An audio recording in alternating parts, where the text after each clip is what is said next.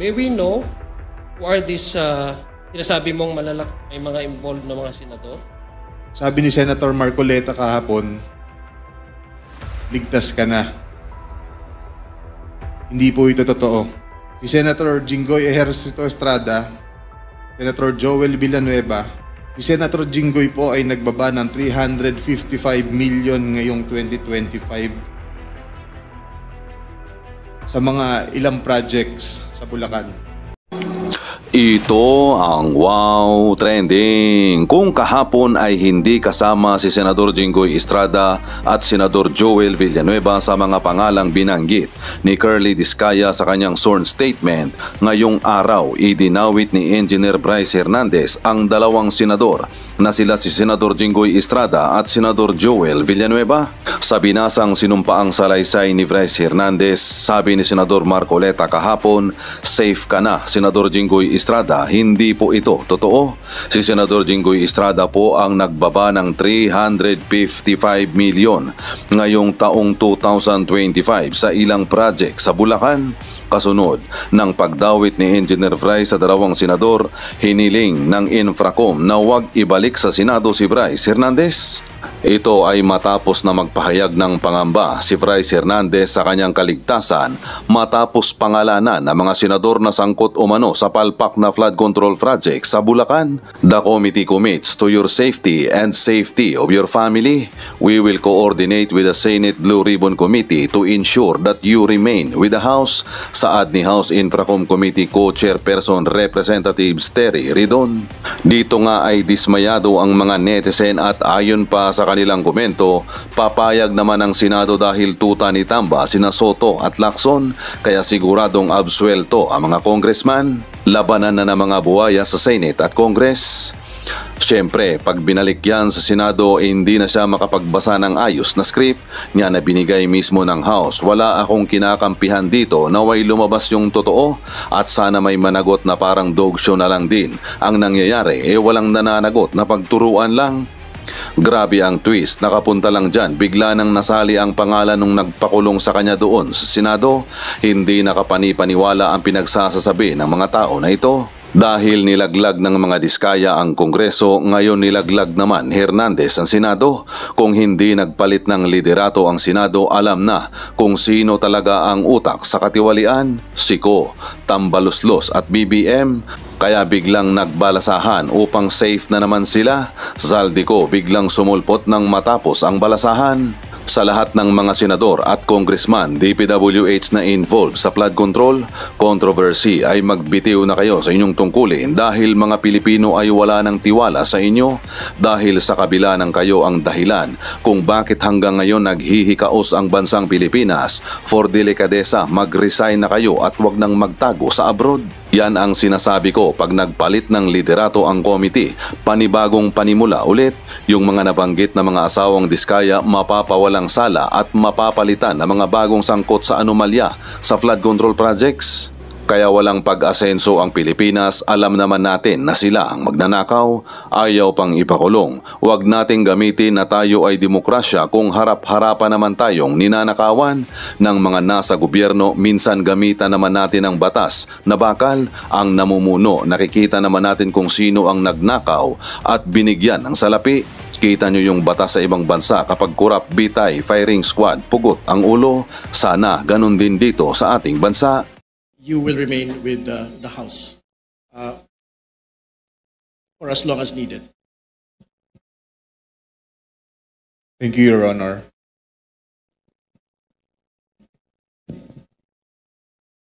Congressman Adyong is recognized, please. Thank you, Mr. Chair. Mr. Chair, I'd just like to take off from the line of questioning of Congressman Garbin. Engineer Bryce, binigyan ka namin ng oras. You requested for a few minutes para to confer with your lawyers. Are you ready now to answer the question? Sabi mo kanina may mga involved na mga senador. Tama po ba? Pagkarinig ko. Yes po, Your Honor. So, kanina sinabi mo na mga involved na senador. Ibig sabihin, Kasi the line of questioning kanina is that you were receiving a certain amount from Sally Santos. Tama po ba? Yes, Your Honor. At binibigay niya ito sa iyo sa inyong opisina. Tama po ba? Yes, Your Honor. In fact, there's one incident that was mentioned by Sally Santos in the Senate na 245 million yung isang natatandaan niya na ibigay niya sa'yo. Tama po ba? Yes, Your Honor. Itong 245, just a portion of that, because according to you, from 2022 up to 2025, your estimate is that it's over 1 billion na yung natanggap mo. Tama po ba? Yes, Your Honor, approximately. Okay, sige. So binibigay mo to kay Engineer Alcantara. Tama po? Hindi ko po binibigay, kinukuha niya po sa Kinukuha, opisina ko. sorry. Kinukuha ni Alcantara. Nakabox nga po, sabi niyo nga po, di ba? Yes, Your Honor. Okay, pag sinabi mong may involved, ibig sabihin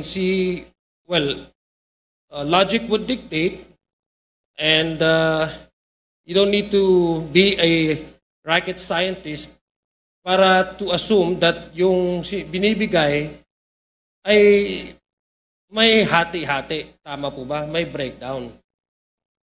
Yes po, Your Honor. Sinasabi niya po, kinukuha na yung commitment. Commitment na ano ibig sabihin commitment? Yung kaninong hatian yon? Kung ako po mag-interpret, commitment po para kay Senator. Okay. May we know sino yung mga sinasabi mong mga kumukuha or may commitment sa mga senador? Kasi you mentioned this earlier before we grant you the request of having a recess suspended. May we know who are these sinasabi mong may mga involved na mga senador? Okay lang po bang basahin ko, Your Honor, kung ano lang po yung naisulat ko? Pero pinapangako ko naman po sa inyo na ang full details ito maibibigay ko po sa written statement namin ng mga abogado ko. Mr. Chair, our guest is requesting that he be allowed to read. Ito ba yung salaysay mo na pinirmahan mo? Tama po ba? Ito ba yung tinatanong sa'yo kanina ni Congressman Garbin? Yes po, sinulat po at pinirmahan ko rin po. Okay. Mr. Chair, may we request that he be allowed to read his salaysay, his statement? Engineer Hernandez, please proceed. Thank you.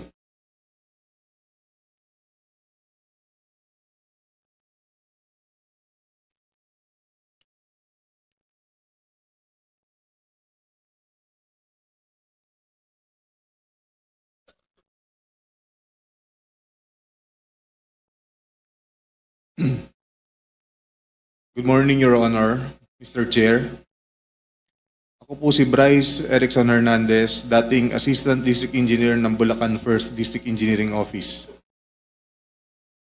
Ako po ay na-contempt kahapon sa Senate Blue Ribbon Committee. Habang ako po ay nakadetain, nakapag-isip po ako at nagdesisyon na maglabas ng ilang nalalaman ko sa flood control project base po sa aking natatandaan sa ngayon. Tama po si Senator Lacson na ang mga engineers ng DPWH ay tila naging legman o bagman na lang. Kung tatanungin niyo po ako kung sino o kanino kami naging bagman, sasagutin ko na po ngayon.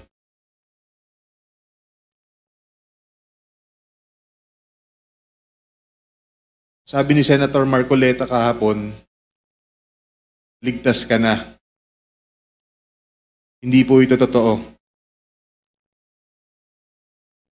Si Senator Jinggoy Ejercito Estrada, Senator Joel Villanueva, Yusek Robert Bernardo, at D. Alcantara. Si Senator Jinggoy po ay nagbaba ng 355 million ngayong 2025 sa mga ilang projects sa Bulacan.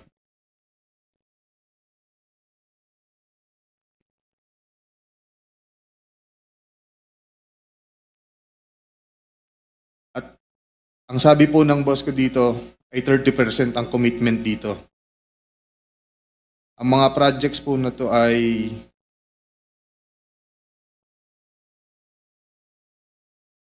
construction of flood mitigating structure with pumping station and floodgate phase 3 sa Hagonoy, Bulacan.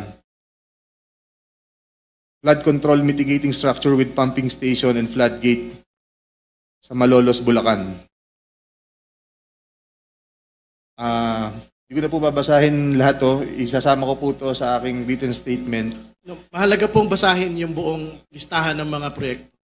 These are the line items that everyone has been talking about. So I think the nation deserves to know which particular line items that are in the GAA that are being implemented for these particular personalities. Mr. Chair, may I also request that he be directed to read the entirety of his salaysay? Yes. And not to select a portion of his salaysay. Para Yes, po he will. klaro. I think he will be required to read the entire, but we need the specific line item in the General Appropriations Act to be able to tie these particular projects to political personalities, not just DPWH engineers, not just contractors. Please proceed. Mr. Chair, may I also ask that the amounts also be read? Yes, I think if it's it, important that the public will also know the yes, amounts. if it is available, Engineer Hernandez, please mention the amount as well. Mr. Chair, saglit na interjection lang. After the statement of Sir Bryce, may we have the copy of his statement para po makapagtanong din yung mga members based on his ongoing statement. Maraming salamat. If that is practicable, Deputy Speaker, we will ask him to do it, but it is a written, handwritten statement. So I think we have to listen to his entire salaysay first. Please proceed with the line items, please. Let me repeat it, Your Honor. First, construction of flood mitigating structure with pumping station and floodgate, Phase 3, Barangay Mercado, Hagonoy, Bulacan, with an allocation of 60 million pesos. Number 2, construction of flood mitigating structure with pumping station and floodgate at Mambog Creek, Phase 3, Malolo City, Bulacan, with an amount of 45 million pesos. Construction of flood mitigating structure with pumping station and floodgate, Phase 3, Barangay Iba, Hagonoy, Bulacan, amounting to 60 million pesos. Construction of flood mitigating structure with pumping station at Calero Creek, Phase 3, Malolo City, Bulacan, with an amount of 50 million pesos. Construction of flood control structure including pumping station and floodgate, Phase 3, Barangay Mayto, Kalumpit, Bulacan, with an amount of 60 million pesos. Construction of flood mitigation structure with pumping station and floodgate at Barangay Santo Rosario Creek, Phase 3, Malolo City, Bulacan, with an amount of 40 million pesos. And last, construction of flood mitigation structure including pumping station and floodgate, Phase 3, Barangay Carillo, Hagonoy, Bulacan, with an amount of 40 million pesos. And all of that with a total of 355 million pesos, Your Honor. This is supposedly the allocation of which political personality? Senator Jinggoy Ejercito Estrada po, Your Honor. Thank you for the clarification. You can proceed with reading the handwritten statement. Chair, may I continue? Let him finish the handwritten statement. Tapos lang po yung handwritten statement ng pagbasa. Nagbaba po si Senator Jinggoy at ang kanyang SOP dito ay 30%. As per our District Engineer Henry Alcantara. Dineliver ito nung lumabas ang mga item na to sa GAA. Mga driver namin sa DPWH Bulacan First ang nag-deliver sa kausap nila. Si Christian Santiago at saka si Andre Balatbat. Galing din ito sa utos ni D. Alcantara. Noong 2023 naman, ay naglabas ng 600 million si Senator Joel Villanueva at ang SOP nito ay 30% din. If I'm not mistaken, sorry. Pwede kong sabihin ko po kung anong mga projects na mga line item din. Please proceed with disclosing the line items so the nation may able to tie the line item to the political personality involved?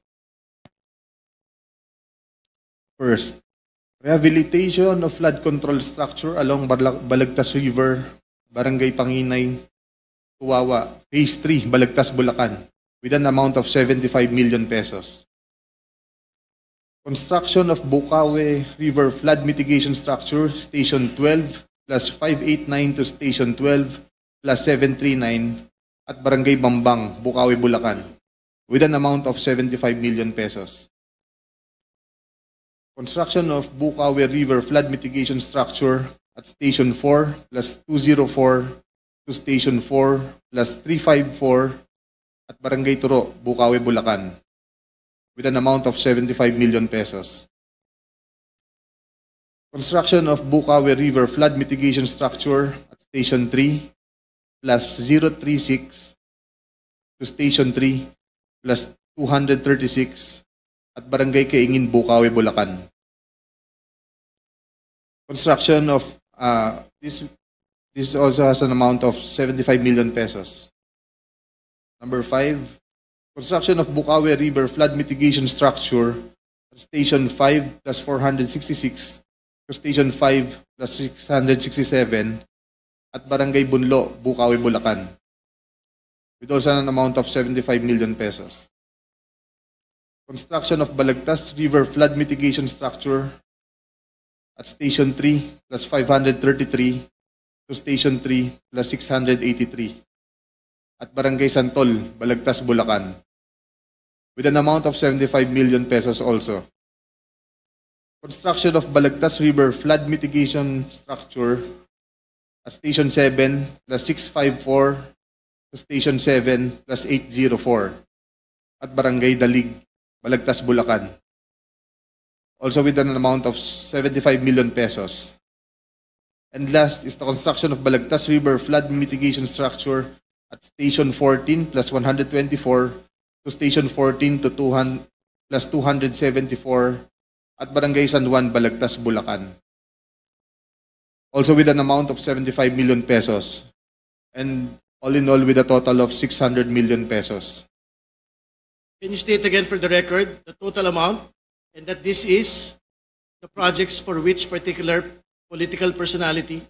600 million pesos last 2023 from Senator Joel Villanueva. Thank you. Please proceed with your handwritten statement. At ang SOP nito ay 30% din. Binigay din ito nung lumabas sa GAA at i-deliver sa bahay niya sa Bukawe ni D. Alcantara at dating hepe ng aming construction si Engineer JP Mendoza. Si D. Alcantara namin ang masasabing chief implementor. Siya po ang kumakausap sa lahat ng politiko na involved dito. At least 3% po siya sa lahat ng projects na dumadaan sa opisina namin. At pinapasabi pa nga sa amin sa mga kontraktor na kung gusto nyong magkaroon ng maraming projects sa susunod, ay magbigay kayo ng additional na 2% sa kanya. Parang finder's fee daw. Si D.E. Henry Alcantara po ang usually nagde-deliver sa mga politiko at kay Yusek Robert Bernardo po. Pasensya na po, ito pa lang po ang aking mga masasabi sa ngayon. Mabigyan lang po ako ng sapat na oras pagkakataon na makausap ang aking mga abogado. Handa na po akong maglabas ng lahat ng nalalaman ko pa. Maraming salamat po. Mr. Chair, Mr. Chair, Mr. Chair. I still have, may I be allowed to continue? Mr. Chair. We have to allow Congressman Adyong to finish his interpellation. Mr. Chair, it's the rule is majority then minority. Yeah, Congressman So, sorry, Garbin. to be clear, as far as practicable, it is the rule of an alternating majority-minority. So you will have your time after this is finished. So two majority then two minority. No, the rule is as practicable, majority alternating with the minority. That's the rule. Check the rules. Move to suspend, Yeah. Mr. Chair.